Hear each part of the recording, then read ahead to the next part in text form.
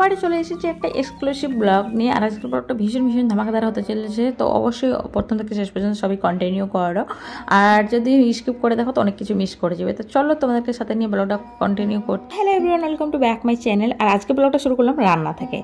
রান্না অনেকক্ষণ আগেই চাপিয়ে দিয়েছি, প্রায় ভাত হয়ে গেছে, একটা ভাজা হয়ে গেছে, সবজিটা হয়ে আসছে। আর এদিকে তো আজকে সময় থেকে ব্লগটা শুরু করিনি, কারণ প্রচণ্ড ব্যস্ত ছিলাম বিভিন্ন কাজে। তো এখন বাজে 1:42, এখন শুরু করলাম আজকে ব্লগটা। তো চলো কী করছি কী না করছি পুরোটাই দেখতে পাবে। আর এলিশা বাবাকে পাঠিয়েছিলাম একটুখানি বাজারে।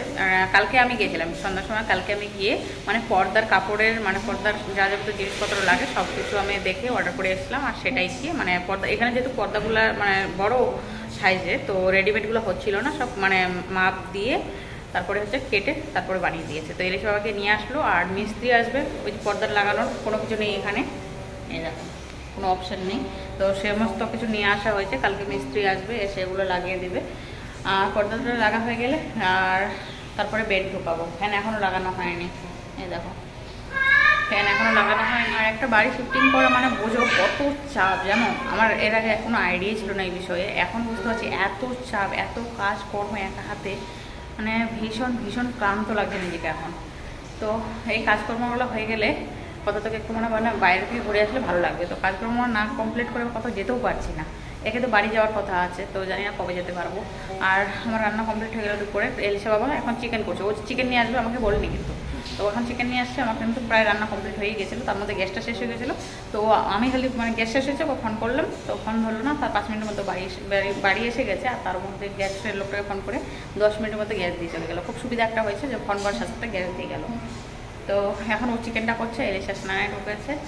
আর আমার কাপড় কাচার আছে, এই কাপড়গুলো কেচে স্নান করে নিতে পারলেই শান্তি। খাওয়া দাওয়া করে আবার টিউশনি পড়ার আছে, তো প্রচুর কাজ। তো চলো এক এক করে সব কাজ করছি, তোমার সাথে থাকো, কী করছি কী না করছি পুরোটাই তোমরা ব্লগে দেখতেই পাবে। তো এলিশা বাবাকে এই পর্দার কাপড় দুটো এনে দিল। এটা হচ্ছে এলিশার ঘরের, আর ওই ঘরেরগুলো এখনও কমপ্লিট হয়নি, বললো ওগুলো বিকালে দেবে। তো কেমন হয়েছে বলো তো একটু। আর এটা আমার পছন্দের, এলিশা বাবার এটা পছন্দ হয়নি, আর ওই ঘরের পছন্দটা দুজনেরই। তো চলো সবগুলোই তোমরা দেখতে পাবে, একটুখানি ধৈর্য ধরো, সবগুলো আজকেই এসে যাবে। আর এদিকে এলিশা বাবা শুরু করে দিয়েছে চিকেন রান্না। সবাই রান্নাটা শুরু করেছে, আমি ভিডিও করছি, বলছি কালারটা তো এখন আসেনি, কষাইনি। তাহলে কী হয়েছে, তাতেই আমি দেখাবো। তো বলছি ঠিক আছে দেখাও।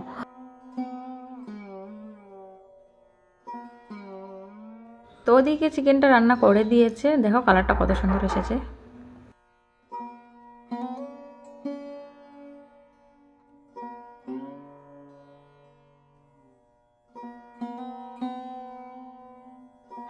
তো কালকে একটু বাজারে গেছিলো সন্ধ্যাবেলায়। তো এলিশা ফুচকা খেয়েছিল, ফুচকা খেয়েছিল অনেকগুলা, প্রায় 11 পিস ফুচকা খেয়েছে। এবার ওখানে মানে ভুট্টা দেখতে পেয়েছিল, ভুট্টা পুরানো, কিন্তু তখন বলেনি যে ভুট্টা খাবো। আর বাড়ি এসে কাল থেকে শুধু বলে যাচ্ছে ভুট্টা খাওয়ানি কেন, ভুট্টা খাওয়ানি কেন। ওর বাবা পরে গেছিলো বাজারে এখন, তো ওর আগে ফোন করে বলেছিলাম যে ভুট্টা নিয়ে আসতে। এখন ভুট্টা নিয়ে বসে গেছে, আমাকে বলছে ওটা গরম, আমি খেলে মুখ পুড়ে যাবে, আর ওর মুখ পুড়বে না। হ্যাঁ অনেক মাথায় বুদ্ধি হয়, তাই তো আমি তো জানি না। তুমি জানো এলিশার কত বুদ্ধি। এলিশা ভুট্টা খেয়ে মাথা অনেক বুদ্ধি বাড়িয়ে নিয়েছে, আর আমাকে দিয়েছে কতগুলো দিয়েছে। দেখো ওরে বাবা রে, অনেকগুলো দিয়েছে যাতে আমার মাথায় একটু বুদ্ধি হয়। এই দেখো আমার মাথায় তো বুদ্ধি নেই, তাই এলিশা আমাকে দিয়েছে খেতে বুদ্ধি যাতে হয়, তাই তো। আমি জানি না আর কোথায় গেল। তোমার পিছনে। আর এখন বাজে 8:17। এখন আমাদের মানে ডিনার হয়নি। এলিশা বাবা বাড়ি আসলো, ভুট্টাটা দিয়ে আবার বেরিয়ে গেলো গাড়িতে, বলে তেল পড়বে, গাড়িতে তেল শেষ হয়ে গেছে। আর এখন থেকে আমি আবার ডায়েট শুরু করছি, কারণ কি ইদানিংকালে তোমরা একটা জিনিস নোটিস করেছো কিনা জানি না, আমার ওজনটা অনেকটাই বেড়ে গেছে। এলিশা বাবা শুধু বলছে মোটো হয়ে গেছে, আর আমার সত্যি কথা বলতে আমার নিজের মনে হচ্ছে আমার ওজন বেড়ে গেছে। তো 1 সপ্তাহ চ্যালেঞ্জ নিয়েছি, 1 সপ্তাহের মধ্যে আমার মানে ফিগারটা আগের মতো করতে হবে, আমাকে আগের ওজন যেটা ছিল সেটাতে নিয়ে আসতে হবে। তো এই জন্য খাওয়াটা খুব কমিয়ে দিয়েছি, অল্প অল্প করে খাচ্ছি। আর এমনি থেকে আমি অল্পই খাই, জানো তো। কদিন ধরে খালি যেটা হচ্ছিলো যে কাজের প্রেশারে খাওয়া দাওয়া করে দুপুরবেলায় শুয়ে পড়তাম। এলিশাকে ঘুম পাড়ানোর জন্য শুতে হতো, তারপর আধা ঘন্টা পরে উঠে আবার টিউশনি পড়াতে হতো। তো ওই যে খেয়েদের সাথে সাথে শুয়ে পড়তাম, এটাই হচ্ছে সব থেকে আমার বড় গোল, কারণ ওইটাতেই বেশি করে মানে বেলি ফ্যাটটা বেড়ে যায়। তো যার কারণেই মানে ওজনটা বেড়ে গেছে। তো আবার পরশুদিন থেকে শুরু করেছি ডায়েট।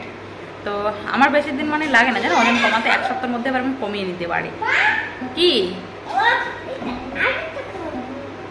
আরও খাবো একটা, অনেক বুদ্ধি হয়ে যাবে তো পরে।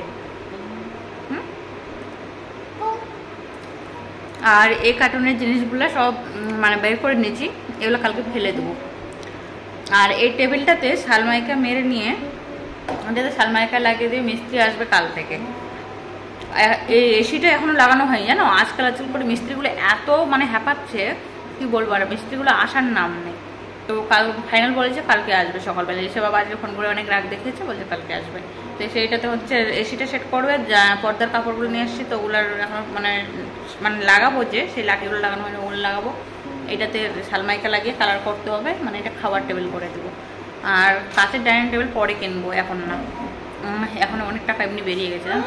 আরও ঘরে ফার্নিচার অনেক কেনা বাকি আছে, তো সব দিক সামলে উঠতে গেলে একটুখানি সময় নিয়ে কাজগুলো করতে হবে। নো নো এরকম করে না।